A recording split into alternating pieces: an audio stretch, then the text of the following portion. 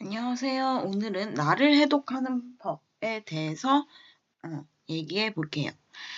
일단은 불안에 익숙해지지 않는 법. 불안에 익숙해지지 않는 연습. 20대 때 유난히 자주 갔던 곳을 꼽는다면 바로 사주 카페입니다. 갓 성인이 된 20대에는 불안하고 불확실한 것 투성이었습니다. 나는 어떤 직업을 갖게 될까? 결혼은 언제? 어떤 사람과 하게 될까? 미래에 대한 힌트를 조금이라도 얻고 싶어 불안할 때마다 사주 카페에 가고는 했습니다. 그 나이에는 다 그렇게 불안한 시기라고 하는데 직업을 가지고 결혼을 해도 여전히 불안하고 불확실한 것 투성이었습니다. 다만 출산이나 육아, 노후 문제 등 불안함을 느끼는 대상만 좀 달라졌을 뿐이지요. 그런데 신기한 것은 20대에 그랬던 것처럼 사주 카페에 가는 일이 없어졌다는 겁니다. 생각해보니 사주를 보러 가지 않게 된 것은 불안하지 않아서가 아니라 불안에 익숙해져 있기 때문입니다. 어른들이 권하는 대로 살다가 자신의 삶과 제대로 마주하는 시기가 바로 20대입니다. 처음으로 뭔가를 스스로 결정해야 하고 선택에 따른 책임을 져야 하는 때이지요. 이때 불안이라는 것은 어느 날 내 집에 쳐들어온 침입자처럼 낯설고 내보내고 싶기만 한 존재입니다. 우리는 이 존재를 떨쳐내기 위해 최선을 다해 노력합니다. 그런데 30대, 40대가 되면 점점 불확실함을 당연하게 받아들이게 되고 침입자 같던 불안과도 동고동락하는 사이가 됩니다. 자연스레 노력도 줄어듭니다. 늘 곁에 있어서 익숙해진 가족처럼 우리는 그렇게 불안에 익숙해지는 게 아닐까요? 사람들이 불안을 흔히 청춘의 특권이라고들 합니다. 불안한 만큼 가능성도 무궁무진한 시기라고 덧붙입니다. 그런데 사실 불안은 청춘의 특권이 아니라 인간의 특권입니다. 청춘에게만 가능성이 있는 것이 아니라 나이가 몇이든 우리는 모두 가능성이 무궁무진한 존재이기 때문입니다. 나이가 지긋해질수록 불안에 익숙해져 불안한 마음을 의식하지 못한다면, 그래서 아무 노력도 하지 않는다면, 우리가 지닌 가능성 또한 점점 의식하지 못하게 되지 않을까요? 내 나이에 무슨 이라는 말로 가능성을 닫아버리고 핑계를 대고 있는 건 아닐까요?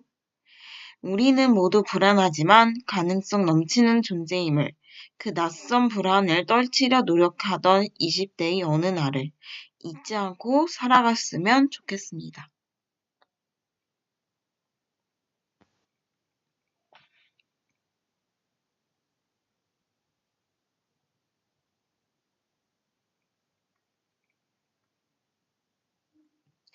결핍. 나의 결핍이 누군가를 끌어당기는 매력이 될 수 있지도 않을까요? 누구나 감추고 싶은 결핍 하나쯤은 가지고 있을 겁니다. 너무 소심하다거나 상처가 많다거나, 하지만 그 모습들이 꼭 나쁘기만 한 건 아닙니다. 마음이 여린 만큼 상대를 더 조심스럽게 대할 테고, 상처가 많을수록 다른 사람의 상처에도 깊게 공감할 테니까요. 그런 의미에서 나의 결핍이 누군가에게는 다가가고 싶은 끌림일 수도 있지 않을까요?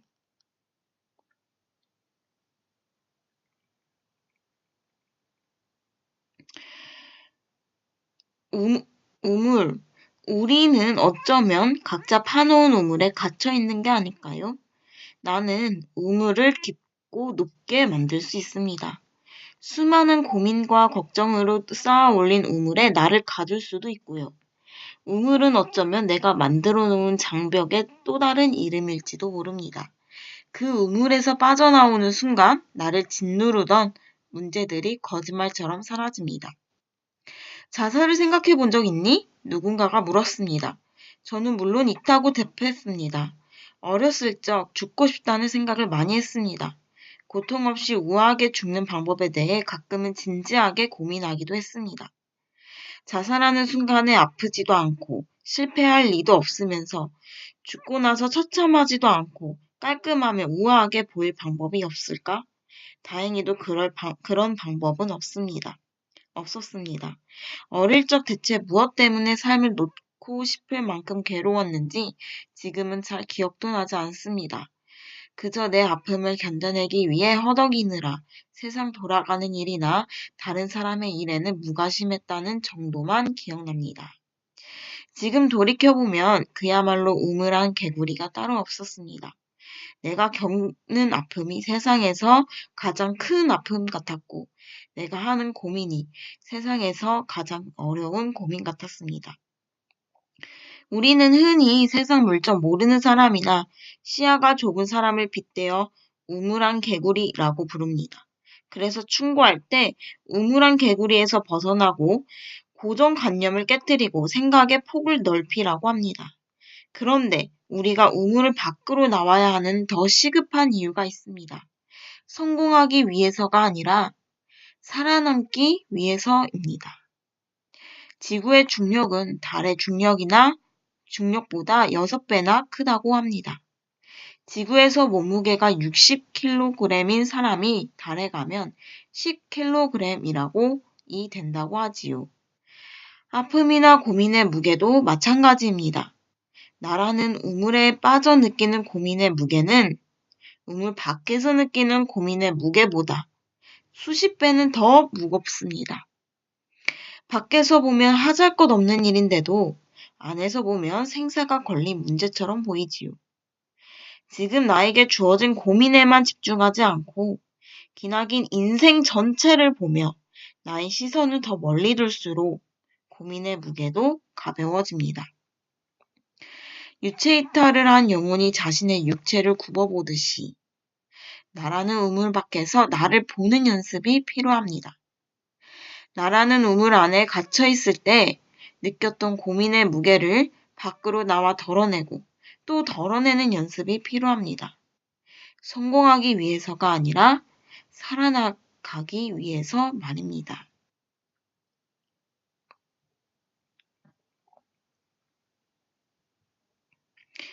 욱하고 많은 이 똥 같은 감정, 시원하게 버릴 수 없을까요?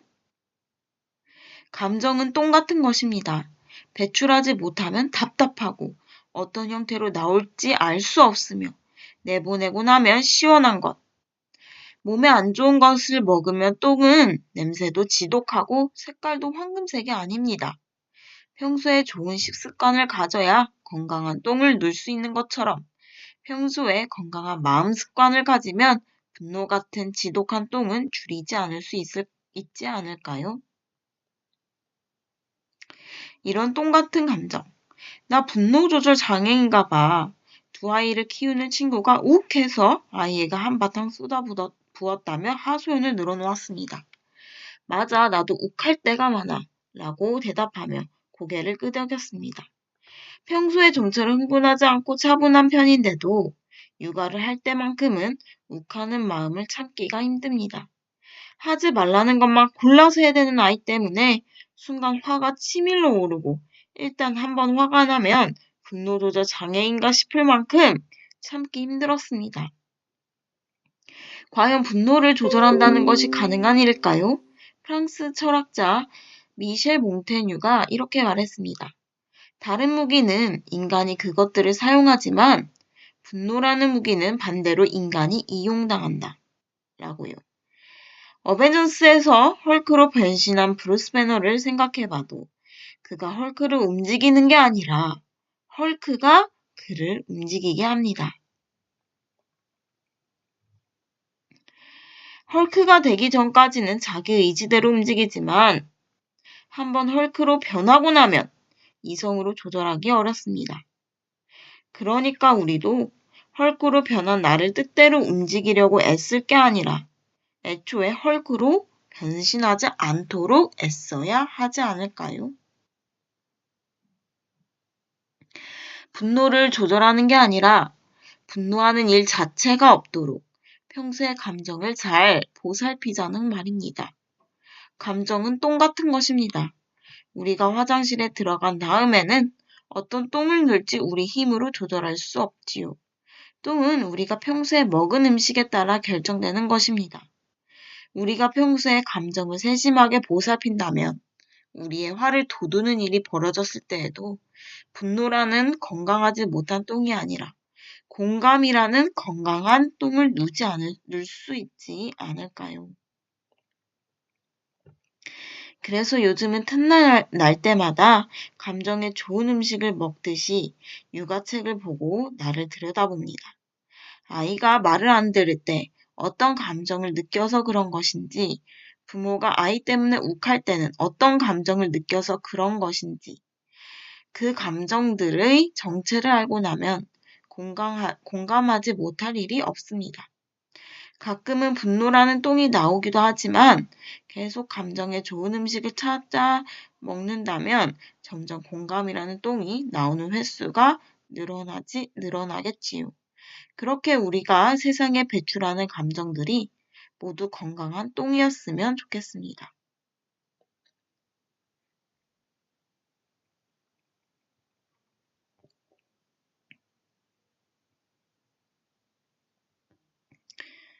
불공평하다고 말하는 당신의 시선은 어디를 향해 있나요? 잘 나가는 타인을 향하진 않았나요? 불공평하다 라는 말의 민낯에는 어쩌면 우리의 비겁한 욕심이 숨어져 있는지도 모릅니다. 나보다 더 갇힌 사람에게만 적용되는 질투심이요. 차라리 쿨하게 인정하고 그 힘을 노력하는 데 쓰면 어떨까요? 비겁한 욕심이 해내고자 하는 열의가 될지 모르잖아요. 세상 참 쉽게 사네. 참 이제 인생 불공평하구나. 금수저를 물고 태어나 호사스러운 유학 생활을 하다 온 친구가 취직 자리까지 낙하산으로 얻은 것을 볼 때 배짱이처럼 놀기만 하던 친구가 타고난 미모 덕분에 시집 잘가 떵떵거리고 산다는 이야기를 들을 때 이런 말이 입에서 절로 튀어나옵니다. 불공평하게 그지없는 세상입니다.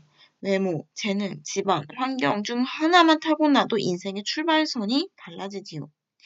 인생을 야구 경기라고 본다면 누구는 1루에서 출발하고 누구는 2루에서 출발하고 또 누구는 3루에서 출발하는 셈입니다. 베리 스위처 감독의 말 맞다나 3루에서 태어났으면서 3루타를 친 줄 아는 이들을 보면 어찌 언짢은 기분이 안 들 수 있을까요? 무슨 이런 불공평한 룰이 있느냐고 항의하고 싶습니다. 그런데 가만 보면 우리가 불공평하다고 말할 때 우리의 시선이 어느 한쪽만을 향하고 있지는 않나요? 우리가 1루에 서 있을 때는 2루나 3루를 보며 불공평하다고 투덜댑니다. 1루에만 서 있다가 내려가거나 벤치에 앉아 타석에 설 기회만 노리는 사람들을 바라보고서는 불공평의 글자도 꺼내지 않습니다. 남이 얻은 불로소득에는 펄쩍 뛰면서 내가 얻은 불로소득에 대해서는 불공평하다는 자각조차 없습니다. 나보다 앞에서 출발하는 사람을 볼 때면 목에 핏대를 세우고 세상에 불공평하다고 부르짖으면서 나보다 뒤에서 출발한 사람을 볼 때는 별말 없이 당연하게 넘어간 적 있지 않았나요? 우리는 알게 모르게 내가 더 가진 것은 당연한 일로, 내가 못 가진 것은 억울한 일로 받아들이고 있는지도 모릅니다. 인생이나 세상이 불공평하다는 말은 이 사회의 부조리를 꼬집는 듯 하지만 사실 그 말의 민낯에는 욕심과 질투가 덕지덕지 붙어 있습니다. 내가 더 갖길 바라거나 남이 덜 갖길 바라는 욕심을 불공평하다라는 표현으로 드러낸 것 아닐까요? 불공평하다는 말 뒤에 숨은 비겁한 욕심. 차라리 욕심의 민낯을 그대로 드러내어 성장의 원동력으로 삼아보면 어떨까요? 불공평하다는 말 뒤에 숨어만 있으면 아무것도 달라지지 않습니다. 오늘은 나를 해독하는 법. 책 중에 여러분께 들려주고 싶은 부분만 골라서 읽어드려 봤습니다. 시청해주셔서 감사하고요. 구독과 좋아요 부탁드립니다.